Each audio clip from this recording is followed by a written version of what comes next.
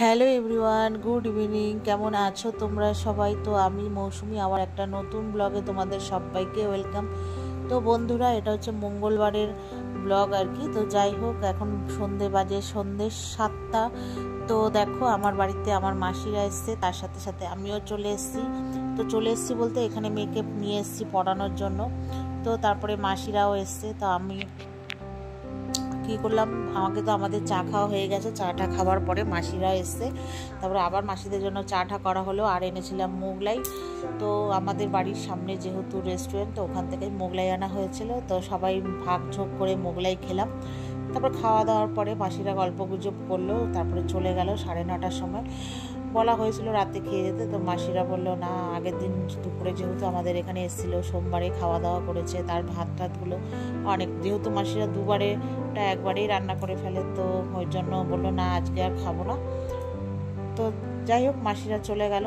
তারপরে আমরাও আর কি খাওয়া দাওয়া করে বাড়ি আসবো। তো তার আগে মা বললে একটু তড়কা বানা। তো দেখো, তো এখানে তড়কার রেসিপিটা পুরোভাবেই ডিটেলসে দেওয়া আছে। প্রথমে দেখো, সর্ষের তেলের মধ্যে হচ্ছে তোমার পেঁয়াজ, আদা, রসুন, কাঁচা লঙ্কাটা ভালো করে ফ্রাই করে নিয়েছি একটু নুন দিয়ে। তারপরে দিয়েছি টমেটো কুচি। তারপরে ওটাকে একটু ভালো করে ফ্রাই করে নিয়ে তারপরে তার সাথে সাথে দিয়ে দেবো রোজকারের যে মশলা, তোমার হচ্ছে নুন, হলুদ, আর অল্প একটু কাশ্মীরি লঙ্কা, শুকনো লঙ্কা, কালারটা সুন্দর আসার জন্য। তো যাই হোক, ওগুলোকে দিয়ে ভালো করে কষিয়ে নিয়েছি।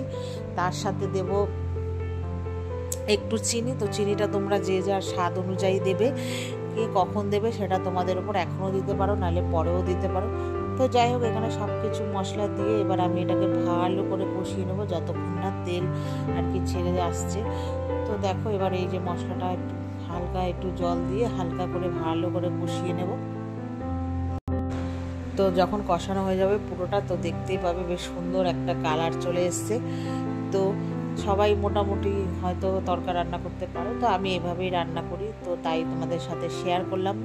তো তারপরে এই যে একটু মিষ্টি দিলাম এখন, আর তোমার মিষ্টি দেওয়ার পর একটু পাওভাজি বলছি, তড়কা মশলাও একটু দিয়েছি কষানোর সময়, আবার পরে দেব। তো যাই হোক, ভালো করে কষানো হয়ে গেছে। এবার হচ্ছে তোমার তড়কার যে ডালটা আগে থেকেই সেদ্ধ করে রেখেছিলাম, তো সেটা এবার দিয়ে দেবো। আর তারপরে একটু গরম জল বসাবো, তারপরে গরম জল দিয়ে তড়কাটাকে একটু ঝোল ঝোল করবো। এবার আমরা যেহেতু ফ্যামিলিতে অনেকজন, তো আমাদের একটু ঝোল ঝোল লাগে। আর তোমরা এবার কম বেশি কে কীরকম কতটা ঝোল রাখবে সেই অনুযায়ী হচ্ছে ঝোল করবে আর কি। তো তারপর দেখো, এখানে ওই যে ভালো করে পুরো তড়কা ডালটা ঢেলে দিয়েছি, বা ঢেলে ভালো করে দেখেছো কষিয়ে নিয়েছি, কি সুন্দর হয়েছে। এবার এদিকে এই গরম জলটা বসিয়েছিলাম, এবার এটা পুরো গরম জল বসিয়েছি। গরম জলটা তো আমি ওই তড়কা ডালটা ঢালার পরে আর কি গরম জলটা বসিয়েছিলাম, তো সেটা তো খুব একটা ভালো ফুটন্ত গরম হয়নি, ওই যাই হোক দিয়েছি। তার সাথে দিয়ে দিলাম ধনে পাতার সাথে দিয়ে দেবো এবার ওই তড়কা মশলাটা, গরম পুরোটাই দিয়ে দেবো। কেন বলতো, কালারটা খুব, আর দেখতে দেখো কত সুন্দর লাগছে না।